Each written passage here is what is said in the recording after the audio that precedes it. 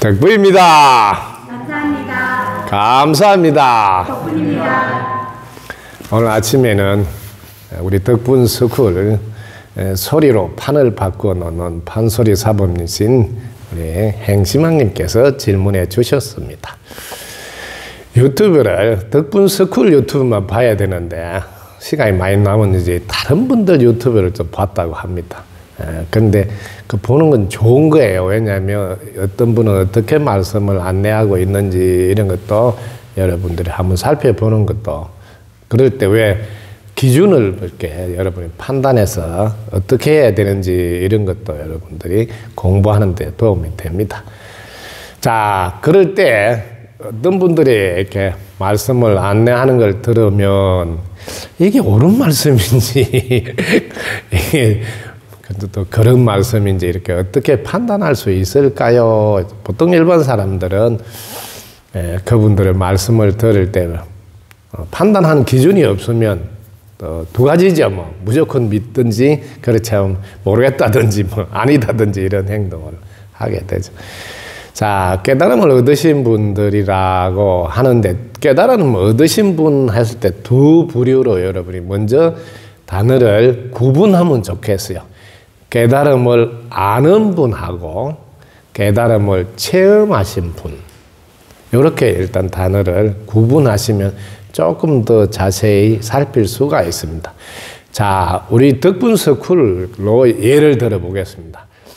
나는 덕분인 줄 깨달았다 하는데 행동을 하는 걸 보면 덕분인 줄 깨달으면 어떻게 돼요? 고마움이 솟구쳐 올려오서 보답하는 행동으로 이어져서 항상 뭘 주지 하면서 살지요.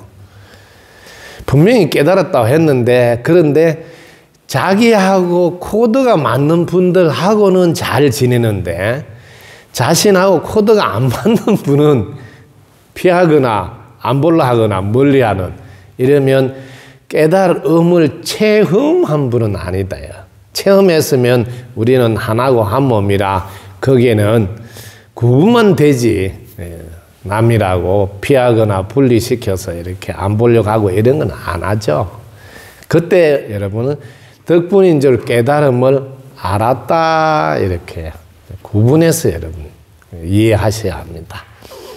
왜 그런 분들은 깨달지 않았잖아요 뭐 이렇게 할 수도 있지만, 그러나 분명히 덕분인 줄은 깨달음을 알아서, 왜냐면 자기 가까운 분들한테는 덕분입니다 하고 고마운 표현도 하고 보답하는 행동을 하고 행복하게 또 지내는 것도 할 줄 알고 이렇게 한다니까요.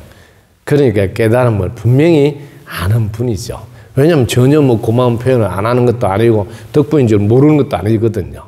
그래서 깨달음을 안다. 왜 이런 표현을 그럼 깨달음을 안다고 해야 되나?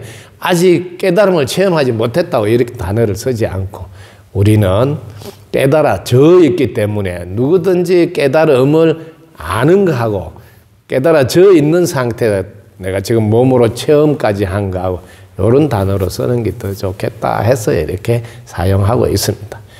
그래서요, 유튜브를 여러분 보실 때도 깨달음을 아는 분이 있어요.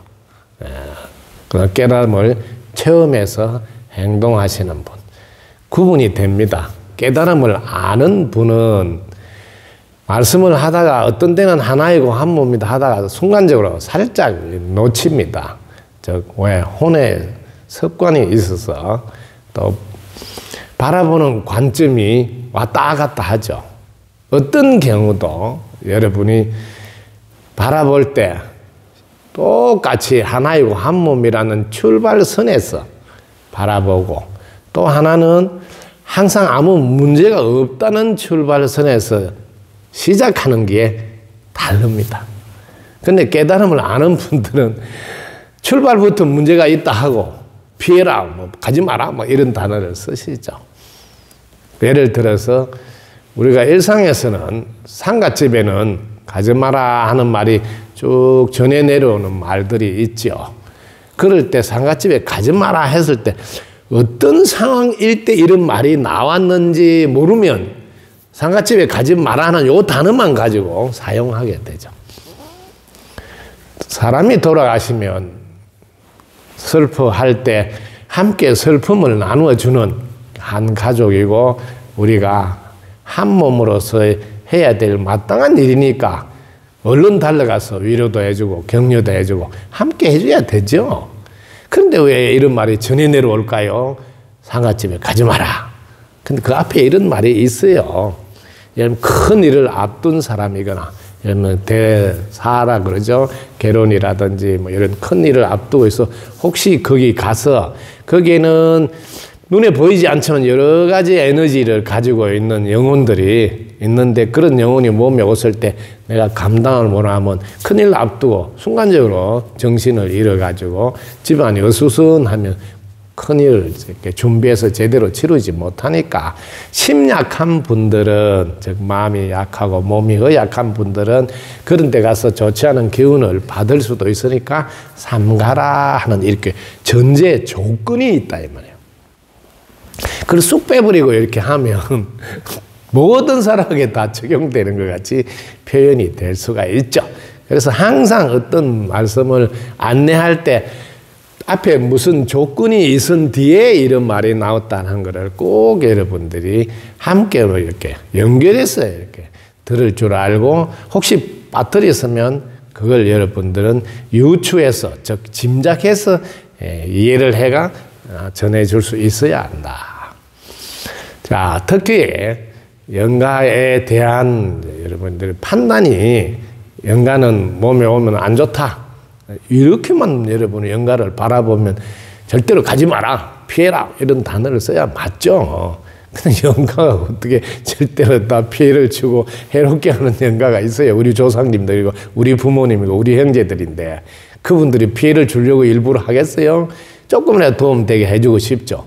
그런데 잘 몰라가지고 도와주러 갔는데 이 몸에 오면 이 몸에 순환이 안 돼서 오히려 도움이 되는 게 아니라 몸이 아프기도 하고, 오히려 기혈이 순환되지 않아서 몸 상태가 나빠지니까 운이 들어오지 않아서 또 오히려 어려워진다. 이걸 모르는 영혼들이 이렇게 가서 돕는다고 간 게 이렇게 결과는 좋지 않은 결과가 나온 경우죠.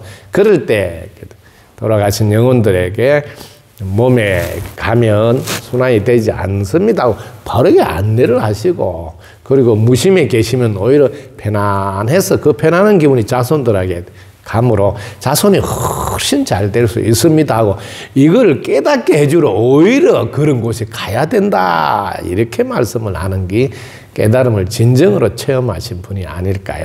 그래서 지장보살님 같은 경우는 오히려 지옥에 뛰어들어서 고통받는 분들, 그분들 다 깨닫게 해주러 가신다 하잖아요. 그게 진정으로 깨달은 분의 삶이지요.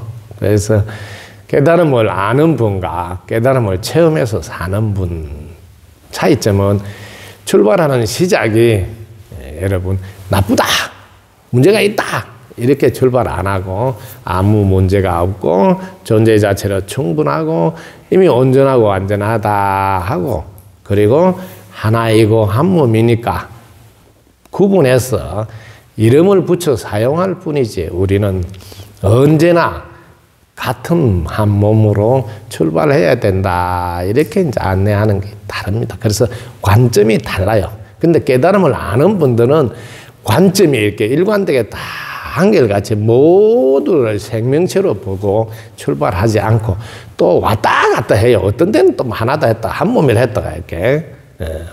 그래서 깨달음을 아는 분들과 깨달음을 체험해서 사는 분은 다르다. 그래서 깨달음을 체험한 분은 사실 묵묵히 내가 입꼬리 올리고 있으면 전 지구, 전 우주가 밝아진다고 그저 묵묵히 이렇게 깨달음을 이야기하는 것이 아니라 행으로 보여주시죠.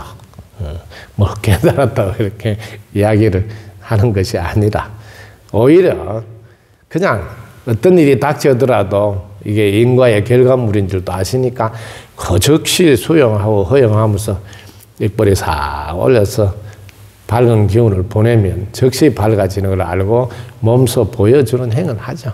항일같이 입꼬리 올리고 항문 닫고 기뻐하고 감사하면서 언제나 같은 모습으로 같은 관점으로 나와 다르지 않는 한 몸이다 하고 늘 자비로운 표정으로 사랑으로 이렇게 보답하는 마음으로 감사하는 마음으로 한결같이 하는 분이 깨달으신 분이다. 즉 몸으로 체험해서 행동에 옮기는 분이다. 이렇게 하시면 구분이 될 겁니다.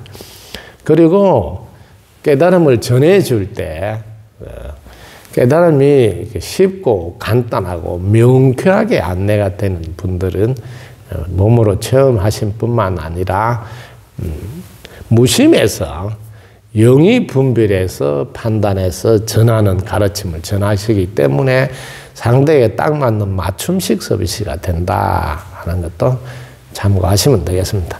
덕구입니다. 감사합니다. 덕분입니다.